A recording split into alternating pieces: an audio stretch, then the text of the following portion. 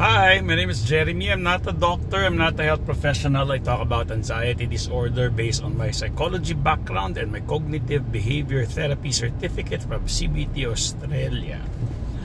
Hello. Diretso na ako, no? Again no? Importante po na kayo ay diagnose ng doctor, no? Importante na magpatingin sa doctor.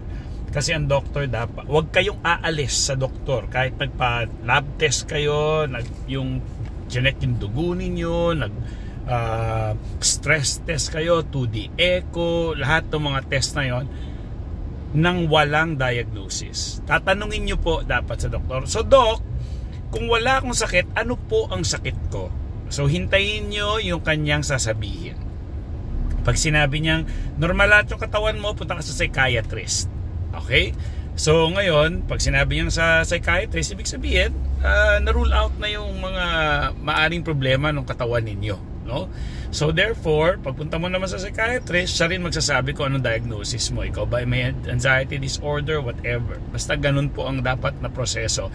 Hindi po pwedeng naniniwala sa asawa, sa kapitbahay, sa nanay, sa tatay, kasi hindi po sila doktor.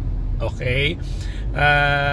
Ang doktor po nag-aral ng ilang taon, no? Yung mga psychologist, yung mga professional na yan, nag-aral po sila ng ilang taon para lang matukoy kung anong klaseng sakit meron ka. Ngayon, kung tatanungin mo, yung kapitbahay mo ba nag-aral o napanood niya lang sa YouTube o nabasa niya lang? Hindi po porket nabasa nyo sa Google, sa YouTube, narinig nyo, napanood nyo, ayun na po yung tama, no? Hindi po ganun yun. Okay? Lalo na sa Google, lagay mo lang na masakit ulo mo, cancer na kagad, diba? So hindi po dapat ganun. Dapat lagi, kung anything na nararamdaman nyo, doktor lang po ang makakapagsabi. Hindi po tayo pwede rin uminom ng mga kung ano-anong mga nakikita nyo na supplements, no? Kahit herbal po, hindi pwede. Okay, bakit? Ang dami pong nadidisgrasya kahit sa herbal. Sabihin natin natural, hindi po ganun kasimple yon. Kasi kahit po natural, halimbawa, sa sample lang ko po kayo, ano po? Pag kayo po ay kumain ng natural na talaba, o natural naman yun, seafood yun, diba? Pag nasobrahan kayo doon or mga seashells, tataas uric acid ninyo. Okay? So hindi porket yung mga natural mangga, halimbawa kumain kayo ng prutas na mangga, prutas yun, healthy yun. Ang mangga, lalo na yung hinog, no? Mataas sa sugar. So pwede kayo magka-diabetes doon pag nasobrahan kayo. So hindi ko kayo pwedeng kumain, uminom ng kung ano-anong natural at umaasa kayo na mabuti sa katawan yon. Hindi po ganoon. Kaya samantalang ang gamot, inaral po yan, pinag-aralang maigi kung ano epekto sa katawan yan. Okay?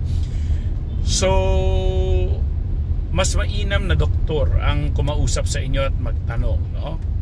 So meron akong naka-talk time, sabi niya, di kwento-kwento siya, parang may nagsakit daw ng dibdib niya, hirap siya huminga, parang may dumadagan daw sa chest niya. Sabi ko, nako, ganito muna tayo, ang priority muna natin is yung katawan, no? Kailangan bago tayo mag-usap, bago kita i-coach, kailangan masabi mo at masabi ng doktor na ikaw ay healthy, na wala kang problema sa pangangatawan talaga. Okay?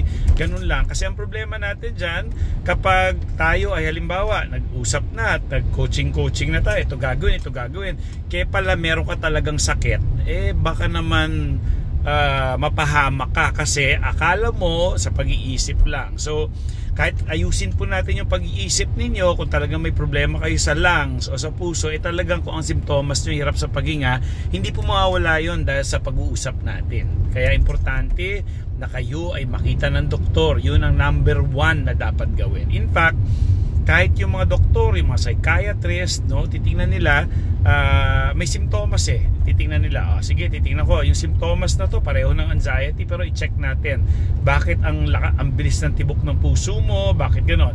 maaring may thyroid problem ka, no? Kaya ka nanginginig, parang ka ninenervyos lagi. Thyroid problem pala, kailangan inuman ng gamot yun, diba? Kailangan po gamutin yun. Kahit ano pong management sa pag-iisip ninyo, kung hindi po nagamot yung talagang sakit, magkakaproblema ka. So ganun po I hope klaro yon. Anything nararamdaman nyo, pa-check up muna. Huwag kayong aalis, no? Huwag po kayong magbabasa ng resulta nyo nakalagay normal. Hintayin nyo po yung doktor, siya po makapagsabi. So Doc, ano po ang sakit ko? Ganun. So isusulat mo. So Doc, pakisulat nga dito kung ano diagnosis mo sa akin. Huwag kayong aalis. Pag tinanong ko kayo, so ano diagnosis ng doktor? Hindi ko alam, normal naman lahat ng lab test. Ay, sinayang mo yung oras mo, sinayang mo yung binayad mo. Trabaho ng doktor na kayo ay bigyan ng diagnosis. Siya magsasabi kung ano ang sakit meron kayo. Okay? Ganun po talaga dapat. So ano ba yung topic natin for today? Okay, ang topic natin for today is about thought pattern. Okay? Kung napapansin niyo, bakit sa araw-araw parang pare-pareho lang yung nangyayari sa buhay nyo. Pagising nyo pa lang, ninenervyos na kayo. Yung tipong magagabi pa lang, nag-aalala ka na kasi may hirapan ka makatulog. Kasi gabi na naman, may hirapan na naman ako makatulog. Hindi naman ako makatulog. Kung ano naman pinagagawa ninyo, no? Kailangan ninyong makita, no? O ilabas sa awareness, no? Na magkaroon kayo ng conscious effort, no, na makita kung ano ang problema by checking your thought pattern. Thought pattern, napaka-importante ng thought pattern. Ano yung sabihin ng thought pattern? Yung mga automatic thoughts, ano yung mga nasa isip nyo kaagad, kailangan po ay makita nyo yon. Sample lang ko kayo, no, ng best example. Kapag nakaramdam ka nang hindi maganda sa katawan mo, ang thought pattern would be, stroke yan, heart attack yan, hihimatayin ka. So tingnan yung maigi, kasi kung mapapansin ninyo, paulit-ulit lang naman yun sa araw-araw na ginawa ng Diyos. Pero ano nangyari? Na stroke ba kayo? Na heart attack ba kayo? Diba? Hindi naman. Pero paulit-ulit, araw-araw, ganun yung pakiramdam. Ganun yung nasa isip ninyo. So, kailangan i-identify ninyo yung thought pattern. So, ano yung sabihin nun? Kapag nakakaramdam ako ng ganito, automatic, iniisip ko, stroke na, himatayin ako, o mag-heart attack ako. Pero, ang ebidensya, wala namang nangyayaring ganun. So, may ebidensya ako na araw-araw ganito, pero hindi naman nangyayari yung sinasabi ng isip ko na himatayin ako, na masostroke ako, na ma-heart attack ako. Ganun lang. So, ngayon nakita mo na, nga, may pattern yung utak ko. So ngayon, pag nagkaroon ka ng awareness, pag nagkaroon ka ng, parang alam mo yun na, nga, no, tinatarantado lang ako ng utak ko. Ito rin yung kahapon eh. So, tingnan ninyo anything na nararamdaman, lalo na taong may anxiety disorder, kawawa naman yung mama kumakain ng kanin sa kalsada lang, walang plato. Naalala ko, nasa Bacolod ako, nakita ko gumagapang yung mama sa kalsada kasi hindi magamit yung paa niya. Tapos yung kanin, bumili siya ng kanin siguro sa karinderya, nakataas. Kasi nga baka nakataas, magapang siya. Alam mo ginawa ko doon? Humingi ako ng tulong sa mga tao. Sabi ko, tapos pinicturean ko. Siyempre hindi ko sinama yung mukha, pinicturean ko lang siya na malayo. Sabi ko, video ko pala. Sabi ko, tingnan nyo itong mamang to, bibili lang siya ng pagkain, ganyan, gumagapang siyang init-init, tanghaling tapat, gagapang siya para bibili lang siya ng kanin. Alam nyo, binilan namin siya ng wheelchair, yung mga tumulong, nagpadala sila sa akin ng pera, tapos yun, binila ko ng wheelchair. Ito masakit. Parang after 2 months ata, 3 months, nasagasaan siya. Mag-ina pa ata. Nalungkot ako dun sa story na yun. Yun lang yung kwento sa akin kasi binalikan ko pinuntahan ko yung bahay, kinato ko kumusta sila. Sabi niya, hindi, namatay na sila, mag-ina. Sabi ko, anyways, ganun talaga buhay. Sabi ko, swerte na rin, hindi siya maghihirap na. Sarap na ng buhay niya malamang doon sa langit, paraiso na. natapos na yung kanyang paghihirap. So yun, anyways, mabalik tayo sa kwentuhan. So yun, no, tingnan ninyo, basta may naramdaman kayong konti, nagka-catastrophize na kayo, mamatay kayo, masastroke kayo, mahimatay kayo, hindi naman siya nangyayari. So sana matanggal yung catastrophic thought, yung sabihin, catastrophizing, yung pinapalala nyo, yung nasa isip nyo, yung nararamdaman nyo na hindi naman. Pero bakit nga ba nakaramdam tayo ng mga ganun sa katawan natin? Marami. Halimbawa, kumain ka ng ice cream, uminom ka ng soft drink, matamis yun. Since matamis yun, may mga spikes sa sugar ninyo. Minsan nagda-drop yung sugar, lalo na sa mga diabetic na tao, no? At tingnan nyo yung mga bata na lang. Pag pinakain nyo ng mga candy, ng mga cotton candy, ng cake, ng soft drink, hyper sila. Laro tayo, hindi sila naubusan ng energy. Kasi ganun yung epekto ng sugar sa kanila, pati sa ating matatanda.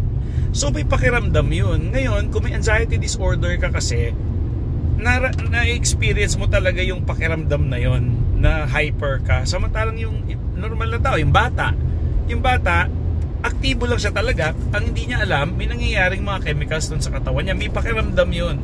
Pero since wala silang anxiety disorder, hindi nila napapansin. Gets? Pero tayo, nararamdaman ko para akong down, parang gano'n. Kaya pala, nag-dip na yung sugar ninyo kasi gano'n yun kakrush kayo kunyari minum ka ng isang boteng Coke o medyo high energy ka, dahil hindi magandang klaseng sugar yon, biglang magda-drop yun, biglang babagsak yung pakiramdam mo na energetic kasi biglang ka parang nanghihina, no?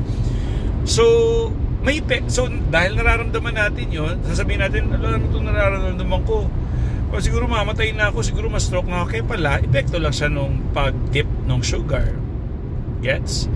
Or, well, normal. Yung sumakit lang ulo mo konti dahil sa pagod, sa kung ano man, dehydration ka, kulang ka sa tubig, naramdaman mo yun. So, ikaw So, titingnan nyo yung mga rason din, no? Kasi importante yung physical muna natin na kondisyon.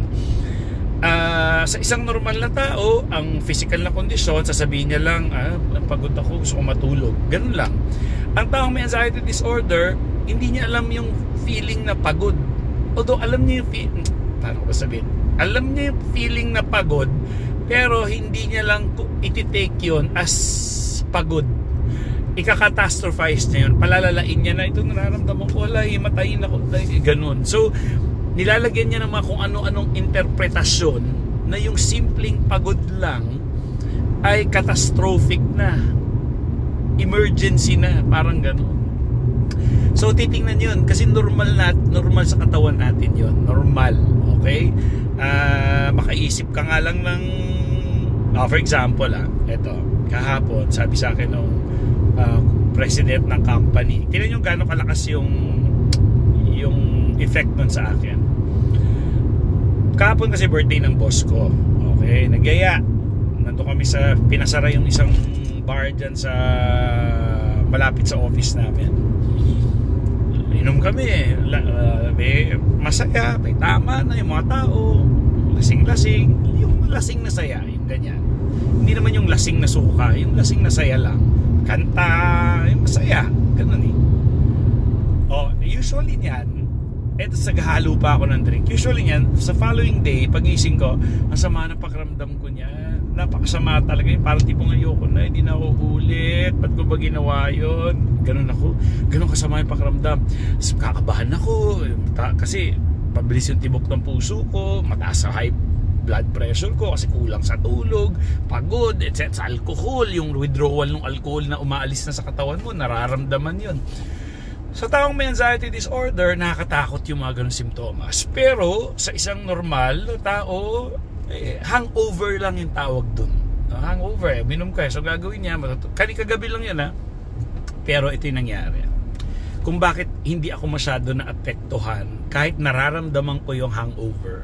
Pagkaramdam ko talaga, mabigat yung nag-skip nga yung puso ko ngayon Ganun ako pag uminom ako ng alcohol, parang tumitigil yung puso ko the following day. Dati takot ako dyan. Dati PER ako pag mga ganyan. Okay? So, alam niyo bakit parang hindi ako ganun kaapektado? Kasi ganito nangyari. So kahapon, party, ganyan. Lumapit yung presidente ng kumpanya namin. Primo, kausap ako ng presidente ng kumpanya namin. Sabi niya sa akin, "Oy, Jeremy, i-consider kitang gagawin kitang isa sa mga podcasters." Sabi ko, "Anong gagawin?" Ganyan. Wala, nagdi-discuss kayo, no? It's a show, podcast, nagdi-discuss kayo ng mga current events o kung ano-ano man. Sabi ko, "Mental health ba yan?" Kasi gusto ko mental health. Sabi niya, "Meron din." Sabi ko, "Sige, go." Sabi ko gano'n. Ano yun kung hindi nyo tatanong, yung company ko ay nasa entertainment. Okay? Nasa entertainment. So, baka isang araw makita nyo ako nasa TV na ako. Dax. Okay? Nasa TV na ako. Pero, ano pa lang yun? Nasa planning stage pa lang. Pero yun yung mga considerations. No? Tapos, excite ako kasi pag gano'n, kung lalabas na ako sa TV, di mas lalawak na yung aking reach sa mga tao. No? Ibig sabihin, mas makikilala na ako, mas marami ako magiging followers, mas malaki pa yung posibilidad na yung kaalaman na sinishare ko kumalat pa. No? Kumalat pa. Diba? So, yun yung maganda. Yun yung advocacy ko tumulong sa Pilipino, lalo na may hirap. Okay? Yung mayayaman, okay na yan. Okay? So, masaya ako. Hanggang kaninang umaga, inisip ko, yung ganda yung sinabi sa akin, na na-excite naman ako sa project na yun. Tingnan niyo hindi pa siya nangyayari. Pero yung pagkakaroon niya ng ideya sa utak ko makes me happy. Makes me excited. Wala pa, hindi siya nangyayari. Wala pa siya ngayon. Plano pa lang siya. Pero yung utak ko naglalaro na ang ganda, ang saya naman. Magiging magiging artista ako. Hindi artista. So mga ganun ba? Excited ka, masaya ka, na yung saya na yon, yung idea na yon, yung saya na yon, na override niya yung hangover ko. So ganun kalakas yung utak natin na, di ba sabi ko nga sa inyo, lagi kong sample, isipin mo lang yung manggang hilaw na maasim, na may masarap na bagoong, maglalaway ka na. So ganun din yung experience ko, na kahit wala pa, parang nangyayari na siya, at nararamdaman ko na yung kaligayahan kahit wala pa.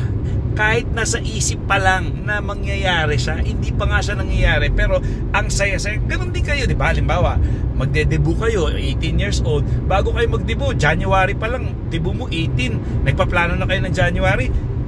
Ang saya na ng feeling mo kasi excited ka na, magde-debut ka. O kaya, magkakasal ka 2 years from now or a year from now, nagpaplano na kayo na dito tayo kakain. Ang saya na ng pakiramdam na yon. Hindi pa nga siya nangyayari, wala pa nga, but it's in the thought, no? So ganun ka-powerful yun. At alam nyo ba, according to a neuroscientist, no, sa science, ang pinakamasayang panahon or point in time, no? Yung pinakamasayang point in time sa bakasyon, kunyari, pagbabakasyon kayo, punta kayong Boracay halimbawa sa Sabado. Ano ang pinakamasayang oras sa katawan mo doon sa, alam mo, magbabakasyon ka sa Sabado? Ano pa lang ngayon? Miyerkules. No? Kunyari Miyerkules, sa Sabado ka na aalis. Magbabakasyon ka, punta kang Boracay. Saan ang pinakamasaya? Yung nandun ka na sa Boracay, pag nakita mo na yung Boracay, nakahiga ka na doon sa kama mo sa Boracay, nasa dagat ka sa Boracay, sa eroplano ka pa lang, nasa eroplano ka, or Biyernes pa lang. Anong pinakamasaya, or Huwebes, kasi Miyerkules ngayon yung sample ko, Miyerkules pa lang ngayon, alis ka sa Sabado. Anong oras o anong panahon doon mula Wednesday hanggang bakasyon sa Sabado na paglipat mo sa Boracay? Anong pinakamasayang oras ng buhay mo? Alam nyo, sabi niya, ang pinakamasaya yung a day before. So, hindi pa yung actual Boracay. Yung pinakamasaya mo is yung Friday na alam mong lilipad ka the following day. Yun ang pinakamasaya, hindi yung Boracay. Yung pero mismo yung araw na bukas na siya, yun na yung pinakamasaya mo. Okay? So you see, importante yung thought, yung pag-iisip, kasi it affects the body, no? Ako actually niwala ako dun na pag yung anticipation, no? Yung anticipation na aalis ka, yun yung pinakamaligaya, no? You see, kita mo kahit hindi nangyari. Kaya anong pwede nating i-gamitin yun sa buhay natin? Mas maganda yung hindi surprise, kundi bigyan mo na, sabi mo sa anak mo, anak, sa party mo sa next week, ito gagawin natin, pupunta tayo sa ganito, kakain tayo sa ganito, bibili tayo. Yung ilang araw bago mangyari mismo yung birthday niya, yun yung pinakamasaya, lalo na yung a day before, yun yung pinakamasaya niya. Pero kasi di ba meron tayong mga surprises, surprise na rin, surprise, okay, mabilis yung saya kasi na-surprise siya eh. Pero kunyari alam niya na a week from now may mangyayaring ganun, siguro lalo na yung the day before, kahit kayo pa nga lang eh, ngayon nga imagine nyo wala pang date kung kailan mangyayari na mapunta ako dun sa show na yon, pero ngayon pa lang masaya na ako dun sa ideya. So naintindihan ninyo? So bakit ko na isasabi to? Ang point ko is that tingnan ninyo yung iniisip ninyo, no? Kasi ganun yung epekto niya sa atin. Tingnan niyo, pagkagising nyo pa lang, paulit-ulit lang yan eh. Habang naliligo ka sa banyo, nag-iisip ka na ninervyos din ako mamaya, ganito mangyayari, ganito, ganyan, ako kakabahan ako doon, ganito, ganyan, ganyan. See, hulihin nyo na, uy, tanga, inaano mo yung utak mo, paulit-ulit ka, araw-araw ganyan nangyayari sa'yo, ikat mo yan, tigil mo yan. Yung pagkakaroon pa lang na awareness na ganun ka mag-isip at ganun yung naging epekto sa'yo will help you na, makakatulong na sa inyo yun. Okay? So doon pa lang ang laki na ng tulong sa inyo na, ay oo nga no, kita mo tong gagong utak ko na to, paulit-ulit ganito lagi, araw-araw ganito, ay di na, dapat ikaw mismo yung magde-decide ka na, ay ulit-ulit ka na lang, wala naman nangyaring himatay, wala naman nangyaring stroke, wala naman nangyaring heart attack. Actually, taon na. Sa araw-araw na ginawa ng Diyos, for 15 years, may nag-ano sa akin. May nag-message sa akin, 15 years na daw siya, senior siya, 15 years na daw siyang may anxiety disorder. Kasi yung kaalaman lang na awareness na gano'n, makakatulong na kagad sa atin yun. Kaya ko, naalala ko, kasi ang anxiety naman pwedeng bumalik eh. Pwede rin mawala agad. Depende sa iyo kung paano mo kunin. Kung matalino ka, hindi matalino, kung malawak yung kaalaman mo about anxiety disorder management. Gaya ko, halimbawa sa akin, malawak. May mga time ako na babalik siya kasi may mga nararamdaman ako sa katawan. For example, nung nakaraan, doon na ano nga ako kasi kausap ko yung doktor eh. Sabi ko, ano yung sakit ng tao kapag umuubo ganito tapos biglang sumasakit yung ulong ganon? Ano yun? May pressure ba yun? Meron infection ba siya? Ano ba yun, Doc? Ano ba nangyayari?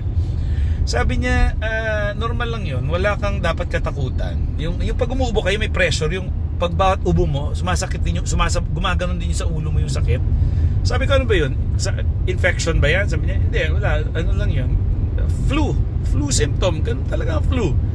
Minsan, sabi ko nga, nararamdaman ko na pala yung dati. So hindi siya, ang utak ko kasi sinasabi niya na, baka ma-stroke ka, mga ganon. Normal yun by the way. Yung mga, syempre, kung hindi maganda yung nararamdaman mo, makakapag-isip ka ng mga masasama. Normal lang yun. Ang hindi normal is maglinger. Yung bang talagang hindi ka na makatulog sa kaisip, yung hindi ka na makakain, nangayayat ka na, nagpapanik attack ka na, yun yung hindi normal, okay? But halimbawa, kunyari, nakarinig ka nung, namatay si ganito, kinabahan ka, natakot ka, normal yun. Natural reaction na yung kapitbahay mo namatay sa stroke, kaedad mo siya, matatakot ka, normal po yun. Walang taong hindi matatakot. O siguro may taong hindi matatakot, pero kadalasan yung lalo na kung kakilala niya, kaedad niya, tapos sabi niya, ay healthy pa naman nun, ganito. Kagaya niyan, parang dumaan sa feed ko yung nakaraan si Igan. Si Igan pala na na hemorrhagic stroke. Sabi ko, hemorrhagic stroke. Sabi niya sa akin ng office, tagal na yan. Mga 6 months ago. So, gano'n na ba? Kala ko kailan lang. Anyways, so siya, sporty siya, ganon. Pero biglang nagkaroon siya ng ganong stroke. Buti nadala niya yung sarili niya sa ospital. So, yung nagkaroon ko ng awareness na nangyari kay Igan yun, sabi mo sa akin, baka mangyari sa akin yun. Normal yun, yung ganon. It's okay. Lilipas din siya. Bigyan nyo lang ng ilang araw, linggo, mawala rin siya sa isip nyo. So, habang iniisip nyo sabihin nyo sa sarili nyo na normal itong nararamdaman ko na baka mangyari sa akin yun. Nangyari doon kay Igan o kung sino man yung kakilala nyo namatay, ganyan. And ito nga, kailan ba yun? Isang araw. Ito, ano ba ngayon? October 4. Isang araw, hindi kasi ako nakapagupit ng weekend sa sa Quezon. So sabi ko, punta nga ako dito sa barbero ko sa Mandaluyong. Usually niya mag-message ako diyan. Oh, hi men, nandiyan ka ba? Ganyan, papagupit ako. O kaya mag-text sa akin niya minsan na, sir, hindi ka ba magpapagupit? Kaya kasi ako, sige, papagupit ako minsan gano'n. Minsan imomotor ko na lang yan. Imomotor din ako eh. So, alam mo nyo, nandun ako nung Wednesday. Sabi ko, nasaan si Jaime? Hindi ako nag-text, diretso na ako kasi gabi na 8:00 eh. Nagbakasakali lang ako.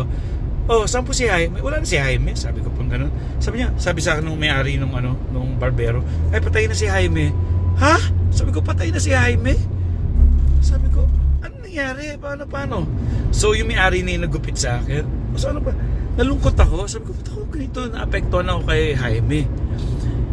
Tapos tinignan ko yung phone ko, kailan huli kami nag-usap. Namatay siya October 10 last year. Ang huli naming usapan, October 6. So ibig sabihin, after ko magpagupit sa kanya last year na October 6, nung 10 namatay na siya. So nalungkot ako, sabi ko, ba't ako nalulungkot? Ba't parang nasasaktan ako dun sa pagkamatay ni Jaime?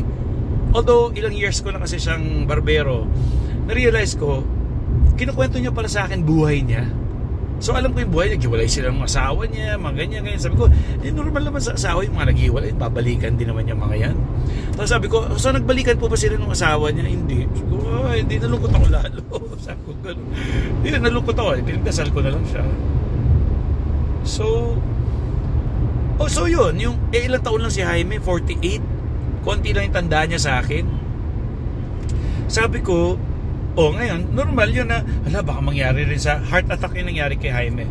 Heart attack sa kanya, siguro walang maintenance, hindi na pupunta sa doktor, pwede talaga mangyari yun. Ang maintenance, nagpapahaba sa buhay natin. Kaya talaga dapat, pag medyo nasa 40s ka na, dapat nagpapacheck up na tayo, no? Tinitingnan yung cholesterol level. Ayan, responsibilidad natin yun. May mga libre sa mga center, although yung mga test may mga bayad-bayad yan, pero meron mga centers na mura naman. Maghanap lang kayo. So pag-ipunan nyo po talaga yan kasi importante yan eh, no? Responsibilidad nyo yung sarili nyo. Okay? Although naniniwala rin naman ako na sa akin, no, kung oras-oras healthy ka naman, sagasaan ka dyan, nabagsakan ka ng aeroplano, I don't know, kung healthy ka at oras mo na. Kaya ang importante naman doon is ready kayo. Dapat maganda yung spiritual side ninyo kasi tayong mga tao dapat balanse tayo lahat, no? Spiritual, emotional. Spiritual, ibig sabihin meron kang pananampalataya. Ngayon kung wala kang pananampalataya, ngayon kunyari atheist ka, ibig sabihin wala siyang Diyos talaga at follower ko siya, kunyari, di swerte ka pa rin kung namatay ka. Kasi kung namatay ka na atheist ka, so walang Diyos, pag namatay ka, yung paniniwala mo walang Diyos, di walang impyerno. O di pag namatay ka, di parang wala lang, parang alang bula. O at least yung ideya na yon, that will work for you. Ano pa katakutan mo? Kasi yung mga tao naman na may impyerno at langit, pag namatay sila, kung alam nilang mabuti silang tao, isipin niya na lang na, pag namatay ako, at least nasa paraiso na ako, hindi na ako maghihirap, hindi na ako, masaya rin siya. Yun lang problema, kunyari talagang masamang tao ka, manluloko ka, killer ka, namamatay ka ng tao, nananakit ka, nangre-rape ka, at hindi kang humingi ng kapatawaran, hindi ka nagbabago, yun, medyo nakakatakot mamatay kasi talagang kahit saan, impyerno talaga tayo. So yun ay nakakatakot doon. Kaya dapat ayusin natin yun, yung spiritual side. So yun again, mabalik lang ako, tingnan ninyo yung pattern ng araw-araw nyong pag-iisip. Ngayon, sabihin ninyo, itong nararamdaman ko, hindi siya equals kamatayan. Nararamdaman ko lang ito, maaring pagod lang pala ako, maaring uhaw lang ako, maaring kulang ako sa tulog, maaring gutom ako. Yung gutom, pag gutom ka, nakakalungkot yun. Yung pakiramdam mo, kaya pala gutom ka lang, di pa pala ako makain. May sabi, ganun ako eh. May araw na parang may feeling akong depression, parang lulungkot ako. Kaya parang kalimutan ko, hindi pa pala ako makain, anong oras na? Kasi umabot na stress ng tanghali, hindi pa ako makain. Sa sobrang busy ko. So, girl na, hindi pa pala ako makain. So, yung pakiramdam ko, hindi pala depression. Ang nararamdaman ko, gutom. Gets? Yung ganon. Okay? So, hindi ko na patatagalin. Sana ang take away nyo dito is tingnan ninyo, no? Ang pinaka the best na gagawin, mag-journal kayo. Kunyari, sa gabi, kaninang umaga, nagpanic attack ako kasi ganito yung nasa isip ko. Ganito yung pakiramdam ko, ang sinabi ng utak ko, masostroke ako, mamatay ako. Tapos, araw-araw, kung araw-araw ganun yung isip nyo, isulat nyo yun. Ito. Tapos, balikan nyo yung mga pinagsusulat nyo. Makikita nyo na yung pattern. Oo nga, no, ito, tinuno. So, para sa susunod, pag naramdaman mo yon, kaya mo nang kontrolin na tanga, hindi ka mamatay. Ilang araw ka ng ganyan. Sinasabi ng utak, mamatay. Hindi naman. So, importanteng journal. Pag hindi ka nag-journal, good luck sa'yo. Okay? Wala mangyayari sa'yo kung hindi ka mag-journal. Nakakatamad mag-journal. Pero, kung alam mo na ang dapat mong gawin at hindi mo pa rin yung ginagawa at ikaw ay nag-anxiety pa rin, may problema ka na dun. Kasi tinutulungan ng akin na. Okay? So, with that, maraming salamat. Bye!